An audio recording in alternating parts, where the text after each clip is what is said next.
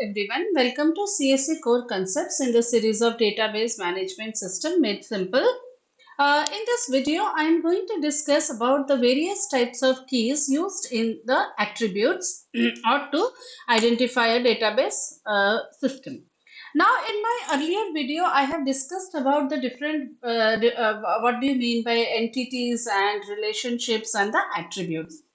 Now, let us consider here that we have an entity called employee, and the attributes of the employee entity are employee ID, employee name, driving license number, PAN card number, and passport number.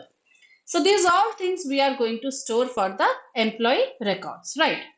So here, what do we mean by a key first of all? So first of all, every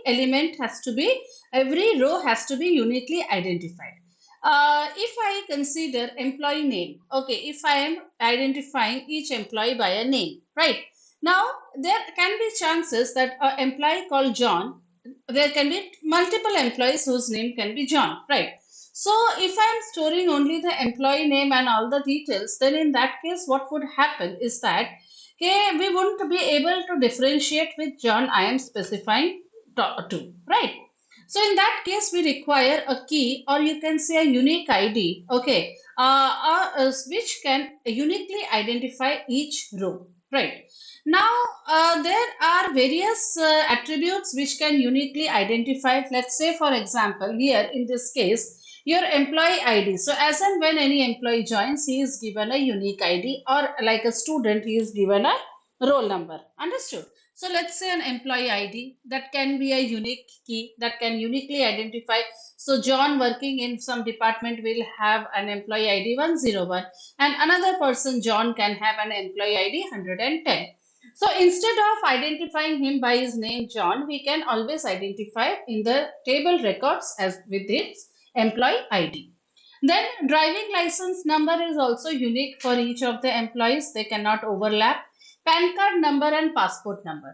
So all these attributes, that is employee ID, driving license number, PAN card number and passport number, they all are your candidate keys. So what is a candidate key is that which can uniquely identify a row in a table. So no two employees by any chance will have same driving license number, PAN card number or passport number. Even you can use your mobile number also. Okay, so every employee will have a unique mobile number. So that can also be used, or in India you can use your Aadhaar card also, right? So that is also unique, right? Now there in a table or in a record, there can be one candidate key also. Okay, so suppose if I am not storing driving license, PAN card, passport number. Instead, I am storing employee name, employee address, age, date of birth, like that. Okay. So in that case, only employee ID will be the candidate key. I hope you understood, because age, multiple employees can have the same age. More than one employee can share the same date of birth. Understood? So if I am having blood group, so more employees can have the same blood group, right? So they are not uniquely identifying the row. So in that case, only employee ID is your candidate key, right? Otherwise, in this situation, all of these parameters are qualified for being a candidate key.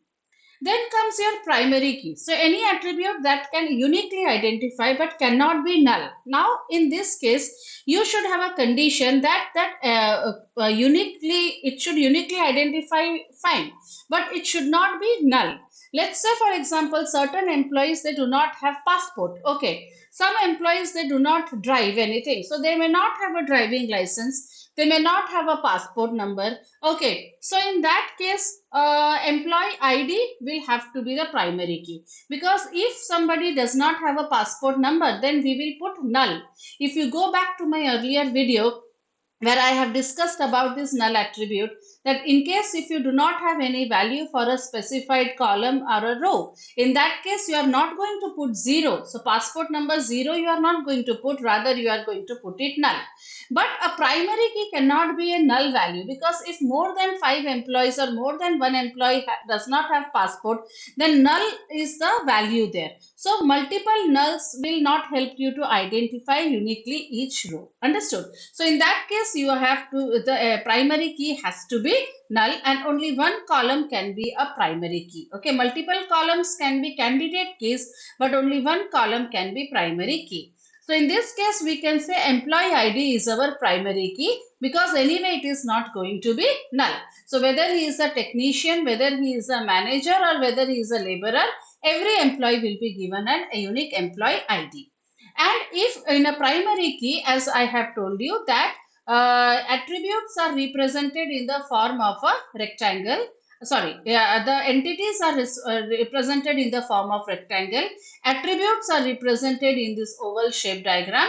And if that attribute is a primary key, then we are going to underline it so that we can differentiate this attribute with the other attributes by focusing that this is the primary key. Then you have one primary key fine, but you can have alternate keys. Alternate keys are what?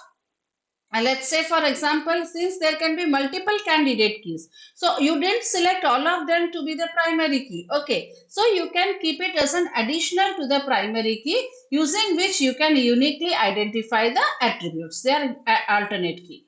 Another type of key is a unique key. Now, what is a unique key? Difference between unique key and primary key is very, very common to know. That is any attribute that uniquely identifies a row in a table. But unique key can have only one null value. One row can have null value. Like primary key will never have null value, but unique key also uniquely identifies each row, but it can have at the most only one null value. More than one unique key is also possible, but for primary key we keep only one column as a primary key, right? So this is your employee table or say employee entity. Okay, so the attributes are employee ID, employee name, driving license number, PAN card number and department number. And let's say you have another table here, that is a designation table. So the department ID and the designation. So you can see here I am storing that this employee belongs to which department. Understood? So I have to know that there are various departments: marketing, sales, accounts, etc. So I should know that which employee belongs to which department. But this department ID is actually a primary key in this table. Okay. So in this case, we can call it as a foreign key. That is, this department ID is working as a foreign key in the employee table. Now, why do we need to keep a foreign key? So that we can establish a relation. Now, you assume that you are keeping only this much details up to PAN card in the employee table. And in the designation, you are keeping only this much details. Now, how will you find out that which employee belongs to which department? Understood? To establish a relationship between these two, you have to keep this primary key as a foreign key in the employee table. And this is how you enforce the referential integrity, and it maintains the consistency among the tuples. Tuples are also rows. Rows are also referred to as tuples. So this is your foreign key. So primary key of one table acts as a foreign key in the another table. Then there is another concept called super key. So what is a super key? It is a group of one or more attributes that can uniquely identify.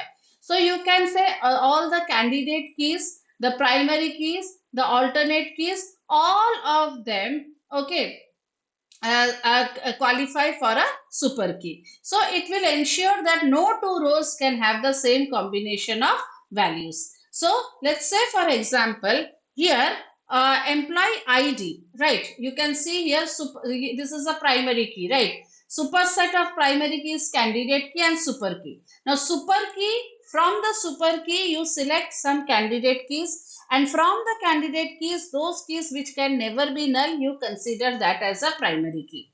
So I will show you how do you create a super key. Let's say it can be a combination, okay? It can be a group of one or more attributes which will uniquely identify each and every row. So let us consider this employee table having 4 values, that is employee ID, name, department and email. Now obviously here employee ID is a primary key, and any combination of attributes with employee ID will be a super key. So first super key is what? Itself employee ID itself is a super key.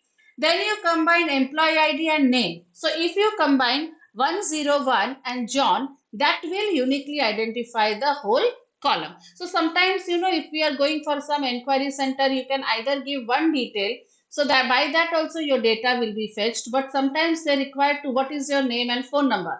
So both things they will enter for search, and they can get your details, right? So that is a super key.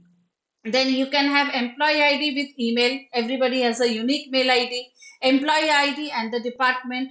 Employee ID, name, department. Employee ID, name, email. Okay, so all these combinations form a super key. So from the super key combinations, you find out the candidate keys. So candidate keys are those which are uniquely identifying but are not null. So here your email can be your candidate key, understood, because they are uniquely identifiable. But not every employee might have an email ID, understood. So it does not qualify for a primary key. So in that case, we are selecting employee ID as a primary key.